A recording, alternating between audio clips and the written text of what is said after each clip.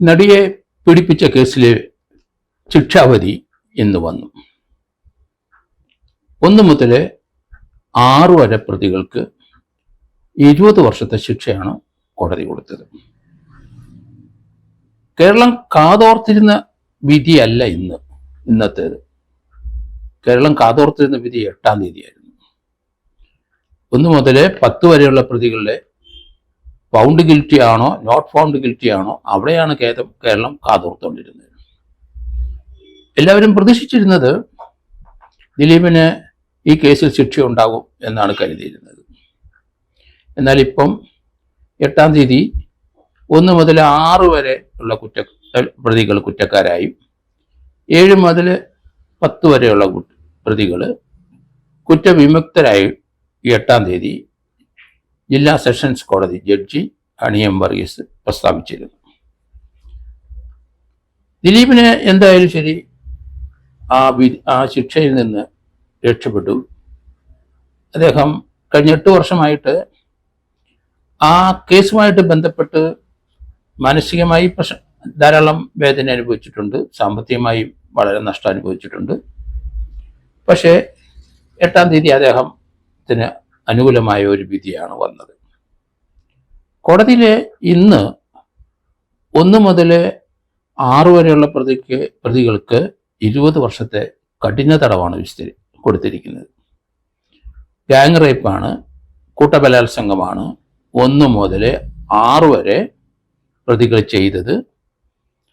അതിനെയാണ് കോടതി 20 വർഷത്തെ തടവ്. 376D ഏറ്റവും കുറഞ്ഞ ശിക്ഷ 20 വർഷവും കൂടിയ ശിക്ഷ ലൈഫ് ഇംപ്രിസ്മെന്റുമാണ് പറഞ്ഞിരിക്കുന്നത്. ജീവപര്യന്തം തടവ്. ജീവിത അവസാനം വരെയുള്ള തടവിനാണ് ജീവപര്യന്ത തടവ്. ജീവപര്യന്ത ശിക്ഷ 10-14 വർഷം കഴിഞ്ഞപ്പം സർക്കാർ ചില ആളുകളുടെ കേസിൽ തീരുമാനങ്ങളെടുത്ത് അവരെ ജീവപര്യന്ത തടവിൽ നിന്ന് മോചിപ്പിച്ച സംഭവങ്ങൾ ഉണ്ടായിട്ടുണ്ട് കേരളത്തിൽ. അവരുടെ ജയിലിലെ വാസകാലത്ത്, ജയിൽ ജീവിതകാലത്ത്, കഠിന അനുഭവിക്കുന്ന കാലത്ത് അവർ നല്ല ആളുകളായി അവിടെ പ്രവർത്തിച്ചു, സംസാരിച്ചു.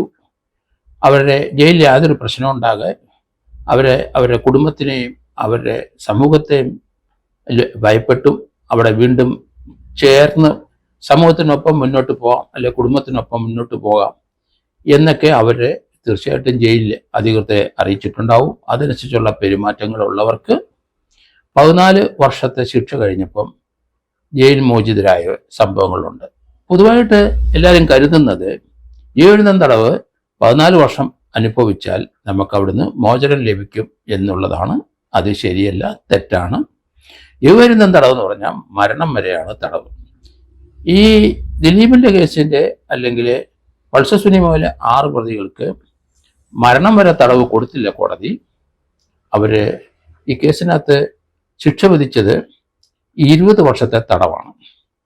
ആ തടവിലെ പൾസർ സുനി ഏകദേശം 7.5 വർഷം ജയിലിൽ കിടന്നു. റിമാൻഡ് കാലാവധിയിൽ വളരെ പാടുപെട്ടിട്ടാണ് അവസാനം സുപ്രീം കോടതിയിൽ 2-3 പ്രാവശ്യം അപേക്ഷ കൊടുത്ത ശേഷമാണ് അയാൾക്ക് ജാമ്യം ലഭിച്ചത് തന്നെ. ജാമ്യത്തിൽ നിന്നാണ് ഈ വിധി കേട്ടത്. അപ്പോൾ തന്നെ അദ്ദേഹത്തിനെ അറസ്റ്റ് ചെയ്ത് റിമാൻഡ് ചെയ്ത് കഴിഞ്ഞു. ഇപ്പോഴ് 20 വർഷത്തെ തടവിൽ ഏകദേശം 7.5 വർഷം കഴിഞ്ഞിട്ട് 12.5 വർഷം കൂടെ തടവ് അനുഭവിച്ചാൽ പൾസർ സുനി ജയിൽ മോചിതനാവും. പൾസർ സുനിയുടെ ഒപ്പം 2-ാം പ്രതി മാർട്ടിൻ ആന്റണി ഏകദേശം 5.5 വർഷത്തോളം മാർട്ടിനും ജയിലിൽ കിടന്നു റിമാൻഡ് പീരീഡിൽ. അതുകൊണ്ട് ഒരു 10-14 വർഷം കഴിയുമ്പോൾ അദ്ദേഹത്തിനും പുറത്തിറങ്ങാം. മണികണ്ഠന് 5 വർഷത്തോളം ജയിൽ ശിക്ഷ റിമാൻഡിൽ കിടന്നിട്ടുണ്ട്. പോയിട്ട് ഒരു 15 വർഷം മണികണ്ഠൻ കിടക്കേണ്ടി വരും. വിജീഷിന് കണ്ണൂരിലും 2-3 വർഷം റിമാൻഡിൽ കിടന്നിട്ട് ബാക്കിയുള്ള പീരീഡിൽ കിടക്കേണ്ടി വരും. വടിവാൾ സലീമിനും പ്രദീപിനും അവർ രണ്ടുപേരും ഈ 2 വർഷം ആണ് പരോളിൽ. 2 വർഷമാണ് അവർ ജയിലിൽ കിടന്നത് റിമാൻഡ് പീരീഡിൽ. 18 വർഷത്തോളം ഇനി അവരനുഭവിക്കേണ്ടിയിരിക്കുന്നു. കാരണം ഏറ്റവും കൂടുതൽ ഇവർ രണ്ടുപേരുമായിരിക്കും ഇനി ജയിലിൽ കിടക്കുന്നത്. അവർ കിടക്കുന്ന സന്ദർഭത്തിലും ഈ കുറ്റകൃത്യത്തിന് മുൻനിരയിൽ നിന്ന് ആ നടിയെ പീഡിപ്പിച്ച വ്യക്തി ഏതായാലും അവരൊക്കെ 18 വർഷം കിടക്കുമ്പം ഇനി ഒരു 12-12.5 വർഷം കഴിഞ്ഞ് പൾസർ സുനി മോചിതനാകൂ എന്നുള്ളതാണ് ഇതിൻ്റെ ഒരു പ്രത്യേകത. ഈ സംഭവത്തിനെ അനുബന്ധിച്ച് പല പല കമൻറ്റുകളും ഇപ്പം മാർക്കറ്റിൽ അവൈലബിൾ ആണ്.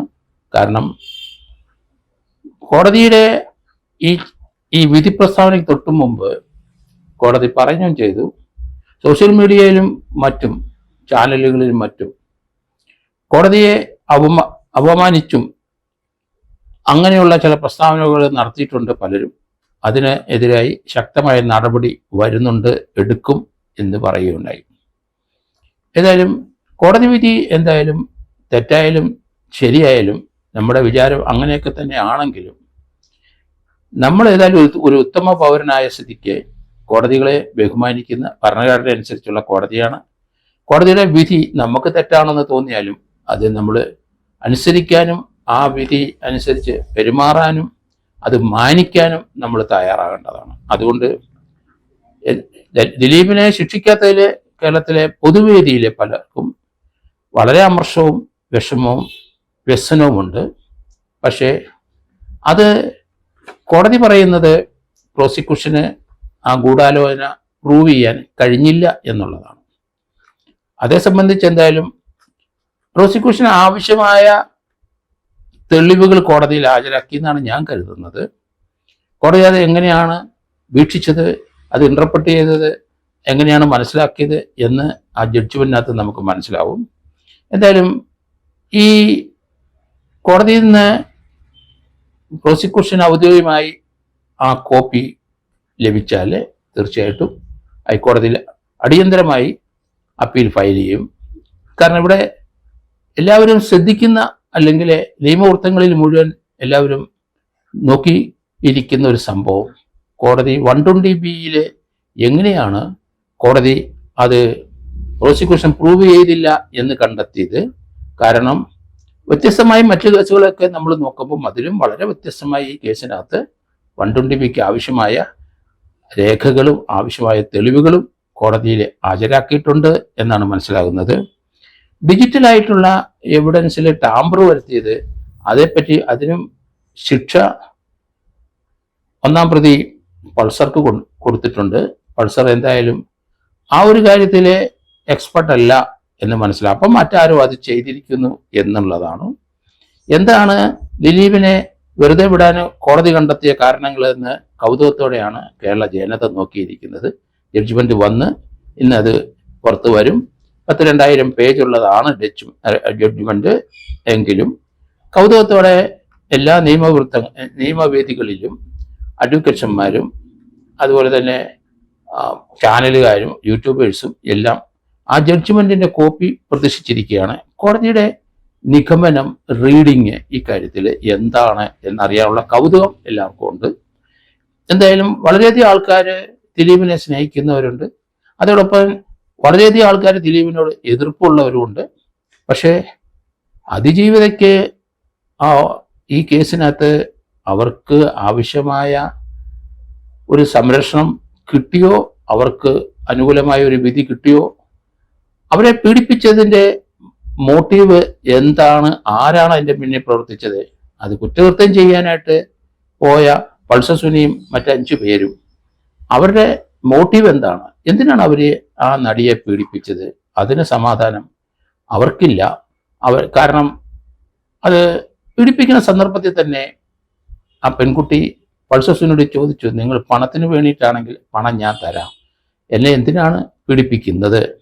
അപ്പോൾ പൾസർ സുനി പറഞ്ഞു, നിങ്ങളെ പീഡിപ്പിക്കുന്ന ഒരു കൊട്ടേഷൻ അനുസരിച്ചാണ്, അതുകൊണ്ട് അതിൻ്റെ പണം ഞാൻ നേരത്തെ കൈപ്പറ്റി, എനിക്ക് നിങ്ങളുടെ പണം ആവശ്യമില്ല എന്ന് പറഞ്ഞു. അങ്ങനെ വിക്ടിമിനെടുത്ത് പറഞ്ഞിട്ടുണ്ട്. ആ സ്റ്റേറ്റ്മെന്റ് അല്ലെങ്കിൽ അവരുടെ മൊഴി കോടതി അവിശ്വസിക്കാൻ പാടില്ല, അത് സ്വീകരിക്കണമായിരുന്നു. അത് സ്വീകരിച്ചിട്ടുണ്ടോ ഇല്ലെന്ന് നമുക്കറിയില്ല. കാരണം അവരെ അവിശ്വസിക്കേണ്ട, വിക്ടിമിനെ അവിശ്വസിക്കേണ്ട ഒരു ആവശ്യം കോടതിക്കില്ല, സമൂഹത്തിനില്ല, മറ്റ് ഈ രംഗത്ത് പ്രവർത്തിക്കുന്നവർക്ക് ആർക്കുമില്ല. പക്ഷേ അവരെ പീഡിപ്പിച്ചത് ആരുടെ കൊട്ടേഷനാണ് എന്നുള്ള കാര്യത്തിൽ കോടതി എന്ത് തീരുമാനം എടുത്തു എന്നാണ് നമ്മളെല്ലാവരും ഉറ്റുനോക്കുന്നത്. ഈ കേസിനകത്ത് പൾസർ സുനിക്ക് ഒരു മോട്ടീവ് ഇല്ല, ഒരു കോൺട്രാക്റ്റ് ആണ് എന്ന് പൾസർ സുനി പറഞ്ഞിട്ടുണ്ട്. മോട്ടീവ് ഉണ്ടായിരുന്നെങ്കിൽ അവരെ ഈ പടം വെച്ചിട്ട് അവരെ ബ്ലാക്ക്മെയിൽ ചെയ്തതിന് അതിന് അയാൾ തയ്യാറായിട്ടില്ല, അങ്ങനെ ഒരു അവസരവും ഇല്ല, അങ്ങനെ ഒരു എവിഡൻസും ഇല്ല. അപ്പം മറ്റൊരാളുടെ കോൺട്രാക്റ്റ് തന്നെയാണ് എന്നുള്ള കാര്യത്തിൽ സംശയമില്ല.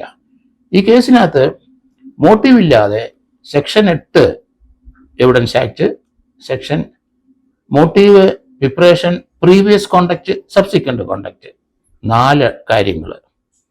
എന്താണ് ഈ കുറ്റകൃത്യം ചെയ്യാൻ പൾസർ സുനിയെ ആര് പ്രേരിപ്പിച്ചു, അതിനുള്ള തയ്യാറെടുപ്പ് എന്തൊക്കെയായിരുന്നു, അത് നമ്മൾ അറിയണം. മോട്ടീവ്, പ്രിപ്പറേഷൻ, ഈ സംഭവത്തിന് തൊട്ടു മുമ്പ് ഉള്ള 1 മുതൽ 10 വരെയുള്ള പ്രതികളുടെ മൂവ്മെന്റ്, പ്രീവിയസ് കോണ്ടക്റ്റ്, അവരുടെ ആ കുറ്റകൃത്യം ചെയ്യുന്നതിന് തൊട്ടു മുമ്പുള്ള അവരുടെ പ്രവൃത്തികൾ, കുറ്റകൃത്യം ചെയ്ത ശേഷമുള്ള അവരുടെ പ്രവൃത്തികൾ, ഇതെല്ലാം വിലയിരുത്തണം കോടതിയിൽ. പ്രോസിക്യൂഷൻ അതെല്ലാം കണ്ടെത്തിയെന്നാണ് ഞാൻ കരുതുന്നത്.